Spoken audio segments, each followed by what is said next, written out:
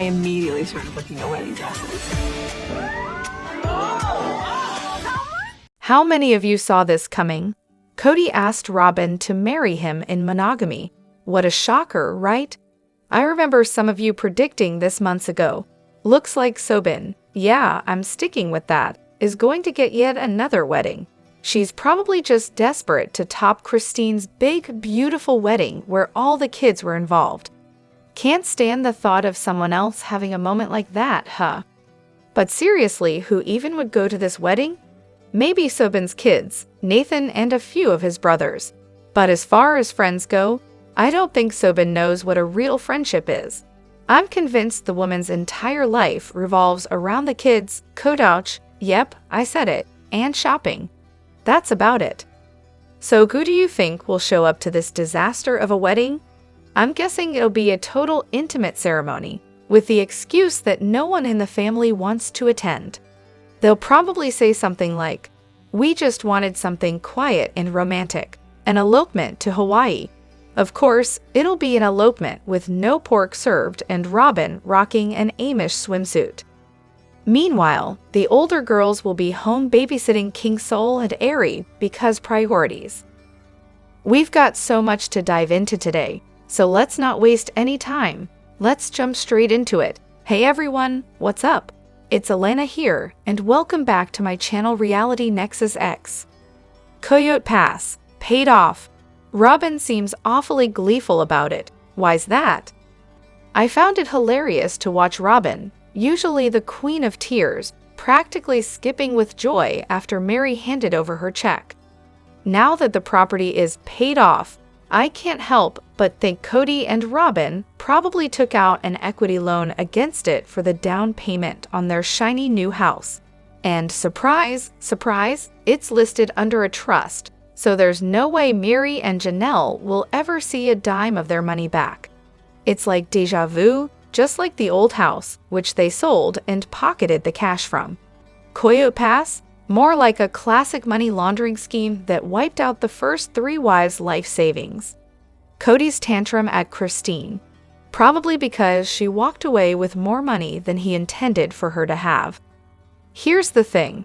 I genuinely think Christine, Janelle, Meri, and Robyn were all sold the same bill of goods by Kody, moved to Arizona because Vegas is totally unsafe and absolutely not a place to raise kids. Of course, Vegas had served its purpose, but now it was time for a fresh start, or, in Kody's words, the perfect place to plant roots. He practically promised Christine and Meri romance and new beginnings to get them on board. Christine, to her credit, was the only one who seemed to see through the hype and bought her own place. Smart move, honestly. At the time, I thought, why buy a house when you're supposed to be building something together? But looking back, I'm pretty sure Christine had an inkling that she needed her own space, something no one could take from her. Maybe it wasn't part of some grand master plan, but the universe might have just had her back on that one. I'm really tired of Kody hijacking every scene this season. Seriously, no matter what's going on, the producers always make sure to cut to him so we can hear his horrible takes and endless complaints. It doesn't matter if the scene has nothing to do with him. Kody still finds a way to insert himself. The family could be having a genuinely nice time, planning weddings or celebrating a birthday. And for a brief moment, I actually forget about Kody, which is honestly a relief. Then, out of nowhere, this man crawls into the scene like a spaghetti-haired Morlock, trying to make himself relevant. And honestly, I couldn't care less about Kody's opinion on Meri's vacation, David, or birthday parties. The guy is a vibe killer, and sometimes I just want to see a moment where people aren't being dragged down by his presence. I've watched this guy implode his life for almost 20 seasons, and I'm still here for the drama, but let's be clear, he's not the star of the show. He's barely even a character in his own family. Not every situation requires Kody to inject himself into it. As for the hate toward the recent seasons, I honestly think the editors are absolutely crushing it. Kody Brown is being painted as the biggest jerk on the planet, and it's not even the editor's doing, he's doing it to himself.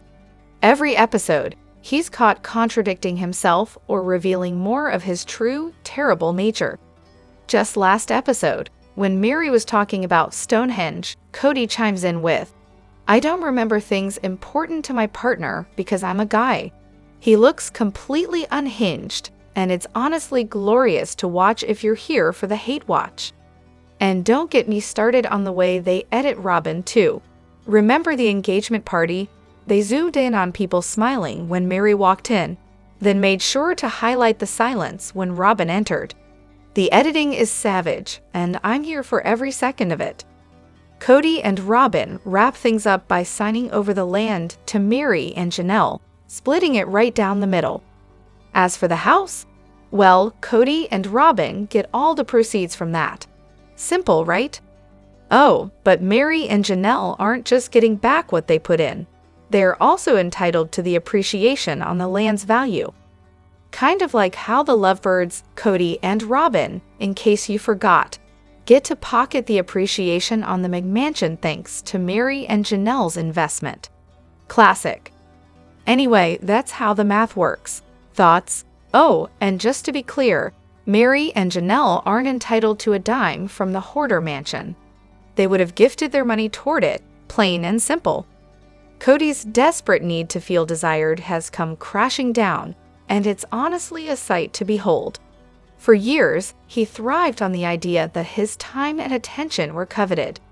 Polygamy and a growing brood of children gave him the illusion of being a hot commodity. There was always someone vying for his attention. The best part? He didn't have to put in any effort. Everyone else was doing the work. He just had to show up. But now, surprise, surprise, no one's chasing after him anymore. The irony is, he hasn't quite figured it out.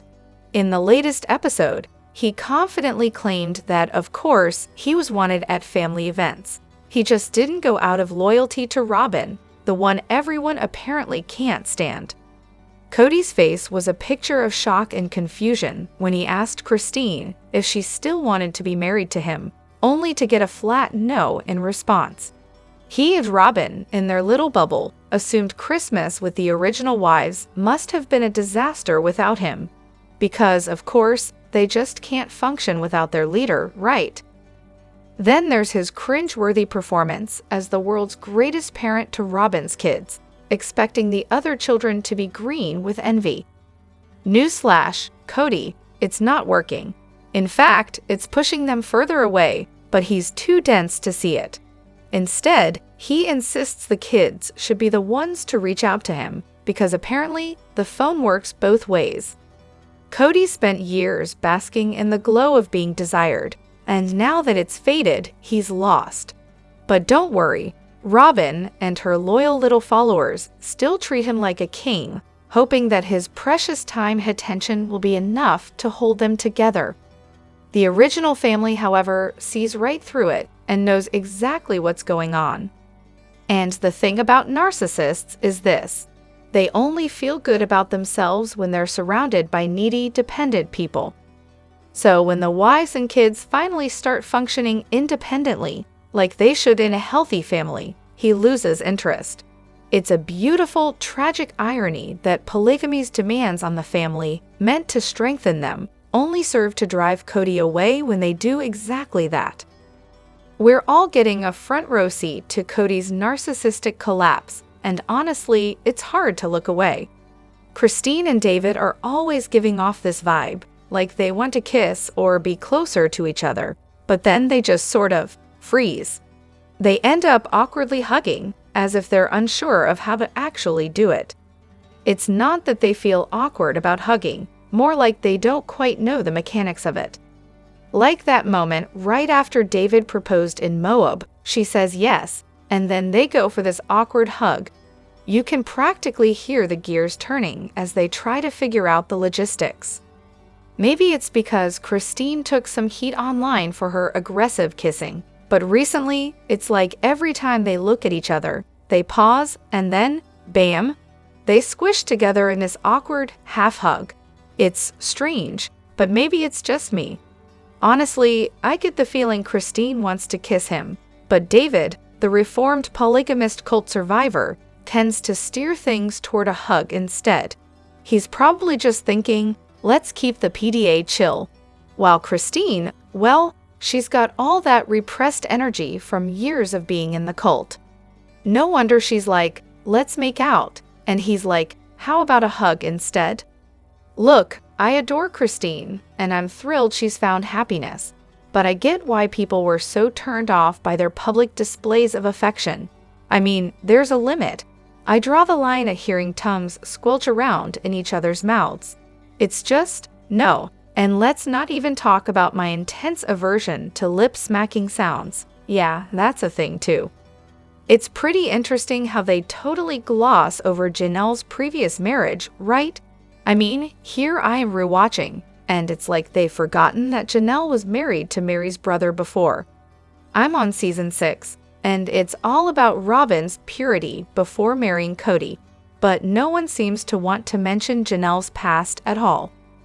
It's almost as if they're pretending that she didn't have a whole marriage before this one, like they've wiped it from existence. And then there's the awkward part where Janelle was actually friends with Meri's family. They never really go into the details of that connection either.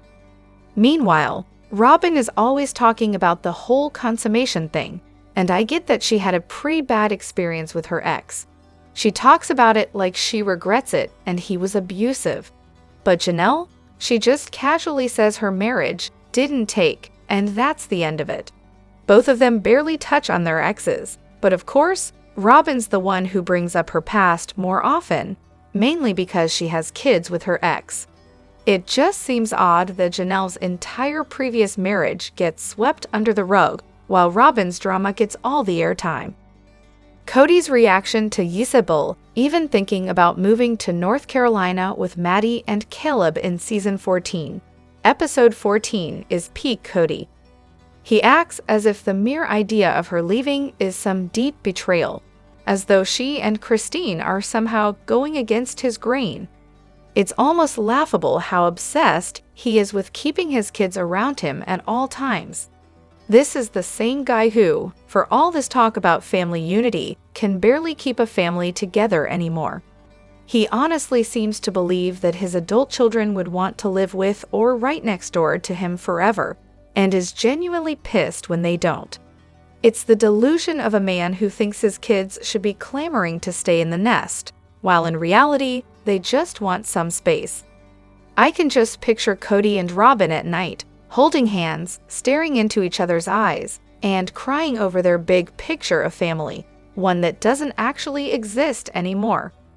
There's probably a rare, fleeting moment where he realizes exactly what he had, and how he threw it all away, but that moment doesn't last long. I've always wondered if Kody envisioned the bug compound as his grand vision for the future, a place where all his adult kids would live, where their money would become family money, and they'd all work together in this idyllic, not-so-idyllic commune. Meanwhile, Kody&Robyn would sit on their thrones, ruling over all the little kids running around, richer than they could have ever imagined. Of course, the reality would be his grown kids would be working themselves into the ground, barely scraping by, while Kody&Robyn reigned supreme. And now the guest house at their new place, oh, it's definitely for either Dayton or the girls. You just know it's all part of the master plan. Ah, yes, the infamous season 3, episode 7, where Christine casually drops the bombshell that Isabel and Brianna are moving into Meri's house. Because, of course, this was a major plot development that was never mentioned again. Classic. So did it actually happen, or was it just another one of those look how fantastic sister wives are storylines? The kind that gets a lot of airtime, but never any actual follow-through? It's tough to say, but given how many random, unexplained events pop up on the show, it wouldn't be surprising if it was just a fleeting idea they tossed out for dramatic effect. After all, nothing says strong family dynamic quite like randomly switching up where the kids live and then never mentioning it again. So yeah, likely just another fake storyline to make the whole sister-wife thing seem more harmonious than it actually is. And the Academy Award goes to Kody. I just witnessed his award-winning knife in the kidney monologue. Now I finally get all the jokes. Honestly, it was one of the most dramatic performances I've seen from him on this show so far. He went off on Christine, accusing her of not being a good enough sister-wife to Robyn. Sure, he tried to make it sound like it was about all the sister wives, but let's be real, he doesn't care about Meri, and Christine's got a solid relationship with Janelle. So out of everything Kody could be upset about, like, I don't know, the fact that his older kids don't want anything to do with him. He's throwing a fit because Christine hurt Robyn's feelings? Really? Also, I've got to say, I'm a little disappointed with how Meri's handling things. But I guess it's just that she's bitter she didn't have the guts to leave Kody the way Christine did. Kody, wow, just wow. How does he not get it? He's so wrapped up in himself, it's almost impressive. Every conversation with him is like a broken record. I, me, poor me. No wonder his kids don't want anything to do with him. If he spent half the time he uses to talk about himself actually caring about them, things might be different. But nope, he's like a kid throwing a tantrum, acting like the world revolves around him. And the denial is mind-blowing. He seriously can't see that he's the problem. Then there's Robyn, trying to play the good guy, telling him to call your kids. But let's be real, that's the last thing she actually wants. She doesn't want the kids around hers, and she definitely doesn't want the public, or even the family, blaming her for everything falling apart. She's stuck in this weird spot where she looks bad for staying with a man who neglects his own kids, while taking care of hers, even the adult ones. After Garrison passed, she got a ton of hate, and now it seems like she's trying to shift the blame onto him to cover her tracks. It's like she wants to make sure everyone knows she wasn't okay with the mess, even though deep down, we all know she wasn't exactly pushing to keep the kids close. And Kody? He just can't let go of the past. He's so obsessed with the fact that Christine left him that it's like he's living in a permanent pity party. Every conversation is a barrage of excuses, self-pity, and insults. He's so deep in denial about how he's treated everyone, clinging to this narrative that they betrayed him, even though, for the past 3 years, all he's done is harp on the same thing. He claims he never loved these women, but can't stop talking about how they betrayed him. It's like he's trapped in a loop of self-victimization. Meanwhile, the women have moved on, cut their losses, and are finally living their best lives. You'd think Kody, with his one true love Robyn, would be over the past by now, but nope. He's still stuck in the glory days, missing being the center of attention, and refusing to see his role in all of this. His anger, his insults, his devotion to Robyn while ignoring his kids, it's all so one-sided. It's like he's just waiting for the world to revolve around him again. But there's got to be more to his life than this, right? He needs to get over himself and move on. Honestly, I can't even tell if Kody and Robyn still like each other anymore. Have you noticed that too? Am I missing something here? I mean, there were moments before where you could tell Kody had feelings for her, but this season, it's like they're barely even in the same room. Now they're trying to act like all the drama with his ex-wives and kids trash-talking him is somehow ruining their relationship. But honestly, I don't think Robyn loves Kody. I think he's just obsessed with playing the hero, rescuing her, protecting her, like he's addicted to the idea of being her knight in shining armor, more than actually loving her. Deep down, I really believe he still loves Meri. His whole infatuation with Robyn is what brings out the worst in him. He used to be optimistic, lighthearted, but now all he does is complain. He's constantly insulting everyone just to prove how loyal he is to her. It's like he can't even be himself around her anymore. He has to wait for her to give him cues on what to say or do whenever she's around. It's almost like he's so desperate for her approval that he's completely lost sight of who he is. I've never seen them actually happy or having fun together. It's all just awkward. At this point, is their relationship even real, or is it all just a performance? Weren't they all kind of playing to the cameras to keep the show going? Kody's been pretending with Meri for years, and she's gone along with it. Robyn says one thing, but her face tells a different story every time. Kody's all over the place, and their apology tour's been dragging on for a couple of seasons now. No one's buying it. They've made their bed, and now they're stuck in it. Good for them, I guess. Okay, serious question about who Robyn really is. Maybe it's because I'm immature, naive, or have unresolved mommy issues. Who knows? I'll figure it out in therapy, lol. But it seriously took me, like, 15 seasons to realize how fake Robyn was. I honestly fell for it for way too long, and now I'm just embarrassed, ashamed even. Anyway, most people around here think she's some kind of evil mastermind, always pulling the strings and manipulating everyone behind the scenes. So here's my big question. Does she honestly think she's innocent and the real victim here? I mean, as she's orchestrating all this chaos, does she genuinely feel heartbroken over everything that's happening?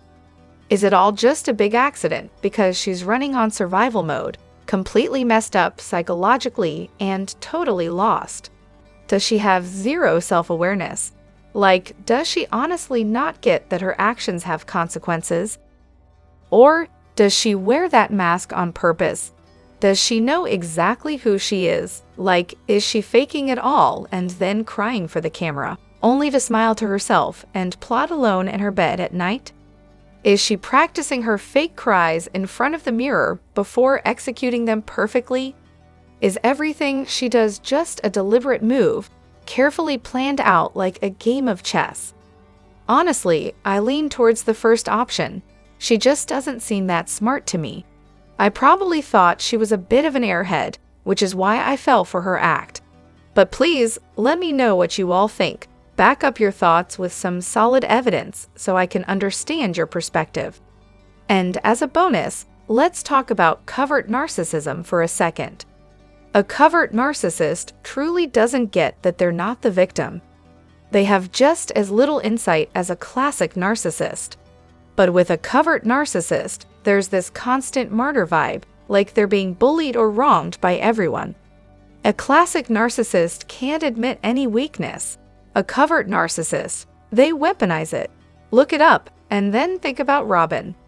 I seriously can't believe Kody is upset that Christine and Janelle are putting their kids first. Of course they are. Why would they choose to be alone just to cater to his fragile ego? And the audacity to expect Janelle to kick her own sons out? That's beyond awful. It's honestly wild how he can't see how selfish he's being. Then there's Meri, just desperately trying to win Kody back, and he's completely uninterested. It's heartbreaking. She spent all that time in quarantine alone, sticking to those ridiculous rules, and Robyn still tried to stop her from seeing her own kids because of fairness. It's all just so messed up. Robyn can act all innocent about the COVID rules, but that moment when she screamed at Truly and Saul to stay away from each other in the middle of an open field. Yeah, that was definitely not as innocent as she wants us to believe. Honestly, the only thing keeping me sane through this whole show is knowing the OG wives finally walked away from him. And let's talk about Kody's fragile little ego for a second. He's so upset that the wives chose their kids over him. In the past, they always sided with him, even against each other. But once the kids grew up and the wives started putting them first, that was Kody's first real taste of rejection, and his massive ego couldn't handle it. So instead of trying to repair things, he turned into a bully. He used the kids, like Truly and Savannah, to hurt the women. Loyalty to him isn't about family or fairness. It's all about supporting the man-child. New cinematography. All right, first off, if someone else has already mentioned this, my bad. Secondly, I'm not sure cinematography is the right word for what I'm about to talk about, but let's roll with it. So here's the real reason I'm posting. Did anyone else notice the shift in filming style in episode 12? I first spotted it in the This Season on Sister Wives segment at the end of episode 11. It's the way the scenes are shot, plus the confessionals. I really noticed it in that preview with Christine, Janelle, and David doing shots at the bar. Super different vibe. Also, while I have your attention, how much weight did Meri lose? I mean, aside from the 210 ounces of ramen noodles, of course. I actually think she looks great post-noodles. And hey, she seems genuinely happy too. By the way, I'm not sure which season it was, but I remember for a while they were filming themselves due to COVID. Other than that, I haven't noticed anything else, though I'll admit, my eyesight isn't what it used to be. Let me know what you think in the comments. Don't forget to hit that like button and subscribe to my channel. I'll see you in the next video. Take care and much love to you all.